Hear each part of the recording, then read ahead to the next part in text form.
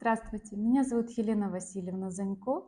Я врач, гинеколог-эндокринолог, кандидат медицинских наук, работаю в клинике Диамед. Сегодня я хочу поговорить о вирусе папилломы человека и как предотвратить эту инфекцию. Вирус папилломы человека – это один из самых распространенных вирусов инфекции, передающейся половым путем. Как правило, мужчины не болеют вирусом папилломы человека, но они есть переносчиками.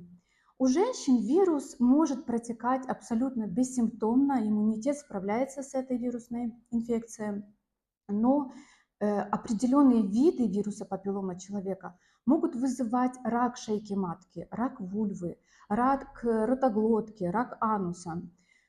То есть очень грозные состояния, которые изначально могут быть бессимптомными, не проявляться никак, но уже в итоге приводить к очень грозным состояниям онкологии.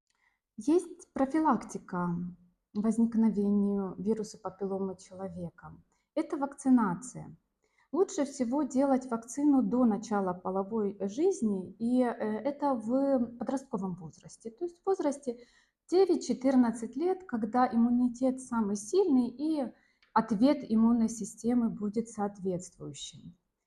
Вакцинация на сегодняшний день считается абсолютно безопасной. С 2007 года уже 140 стран в мире они имеют вакцинацию от вируса папилломы человека в своих национальных программах. И, соответственно, очень хорошо, что и в Таджикистане мы имеем возможность тоже делать вакцины нашим девочкам. Я настоятельно рекомендую проводить вакцинацию девочек от вируса папилломы человека.